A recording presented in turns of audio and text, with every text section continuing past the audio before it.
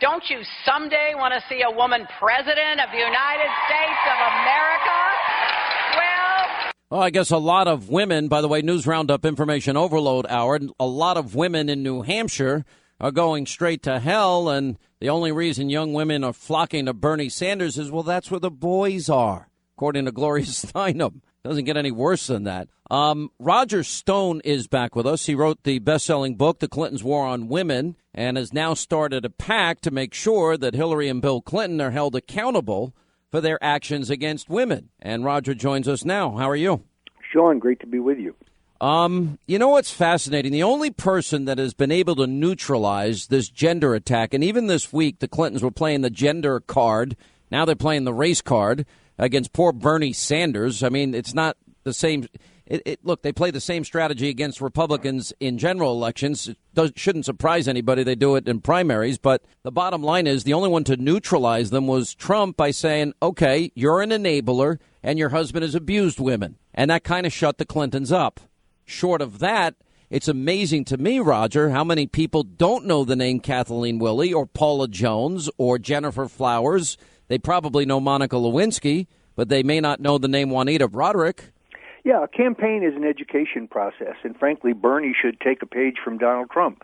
Because as you point out, when Hillary tried to play the gender card, called him a sexist, he shot back that not only was her husband a sexual predator, but that Hillary was an enabler. He actually went a step forward and talked about the things that Hillary has done to those women. The way I look at this, you have many of these millennial young women who don't really know any history on the Clintons, and they need to know that Bill is a serial sexual abuser, a rapist, a man who has assaulted numerous women, and that Hillary is an accessory after the fact in those sex crimes, because it is Hillary who spearheads the cover-up, who hires the heavy-handed private detectives to terrorize and bully these women. You've named some of them: Kathleen Willey, Juanita Broderick, Paula Jones, Christy Zurcher, Eileen Wellstone.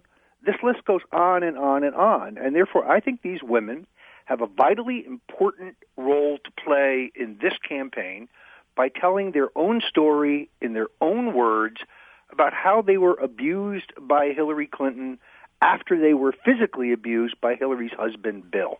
And that's why we have set up the Rape Accountability Project for Education, better known as RAPE PAC. You know, I know when you say this that, and look, there's nothing that has been non-controversial about your career. There's nothing non-controversial about your book, The Clintons' War on Women. Now you're starting this PAC, and I know there's going to be major pushback on you. But the question is, you know, if Hillary says victims have a right to be believed and heard, then to me, it's a legitimate issue. Now, Catherine Prudhomme, who's a state legislator in New Hampshire, actually got up at a town hall, tried to ask that question of Hillary. And it's come up a number of other times on the campaign trail, and she has no answer. She says, oh, those issues are resolved, or there's no evidence in these cases. That just isn't true. Yeah, the whole idea that she's not going to address this, she's just going to let the people decide, that's not going to work as a response.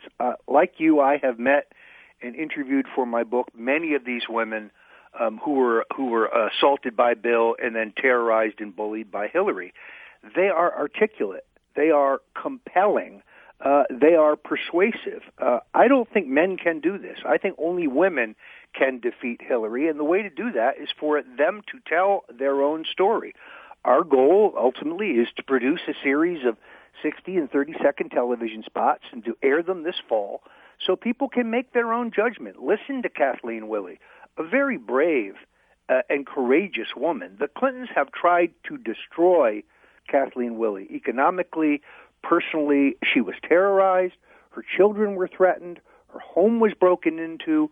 Her car was vandalized. Her employers have been pressured. Even today, Sean, she is struggling to keep her home. She's facing foreclosure in just a few short days in the home where she lives with her pets and has lived for 20 years. Her friends have set up a fund at helpwilly.com.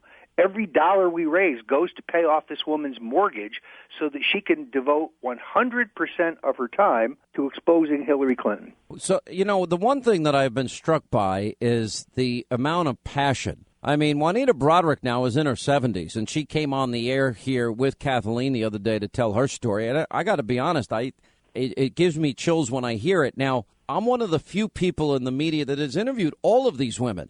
And it's amazing the amount of pressure that was brought to bear in the case. Look at Lisa Myers and NBC and having to call Juanita Broderick after she interviewed her and said, well, there's two problems. Number one is the network sees you're credible and they see that you're too credible. And then they weren't going to let it air, except that it became public that they had the interview in the can and they had to air it. They were shamed into airing it, even though they tried to kill it. And it's amazing that they've tried to silence the voices of all of these women. And, you know, as you point out in the case of Kathleen Willey, I mean, she had mentioned that she's at risk of losing her home. That's horrible. No, it really is. You know, what's amazing to me about the Juanita Broderick situation is in a very compelling story.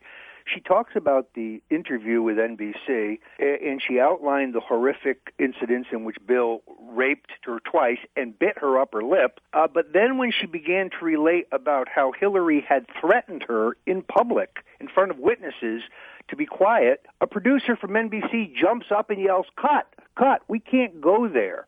So the mainstream media they're a handmaiden in this.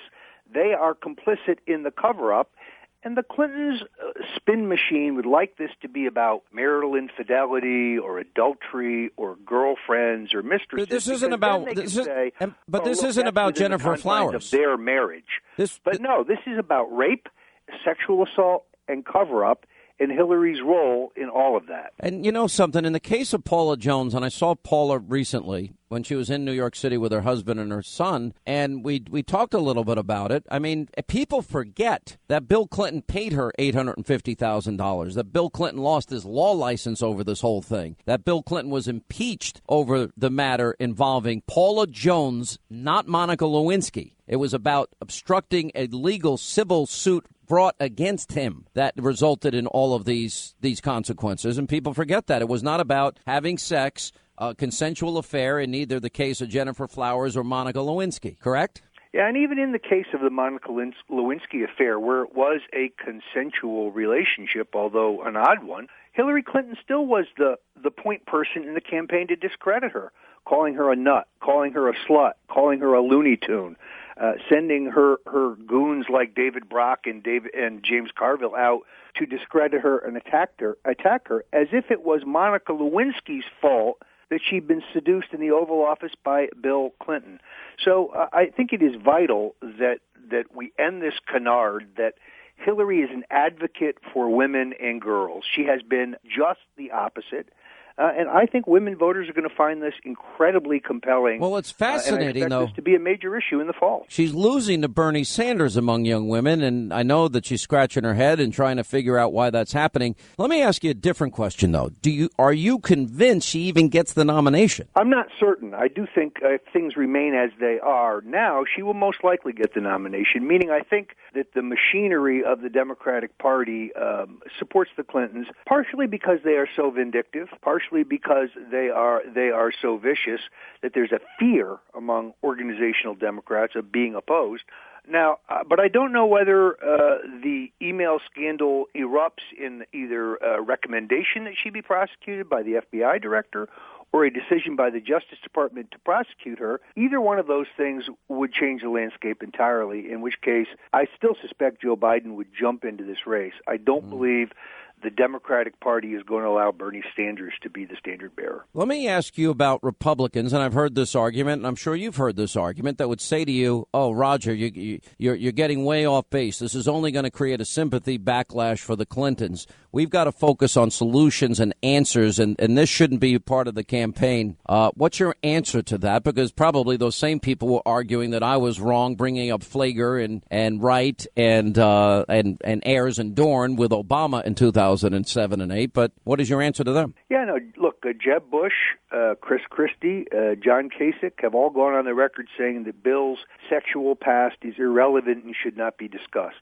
I could not disagree more, because this is not about Bill. He's sick enough as it is. This is about Hillary's role in enabling Bill and in covering up his crimes. And that is relevant because she's the one running for president.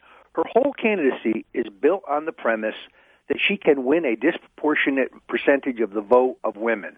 If you change that, you'll defeat her. And only women can do this.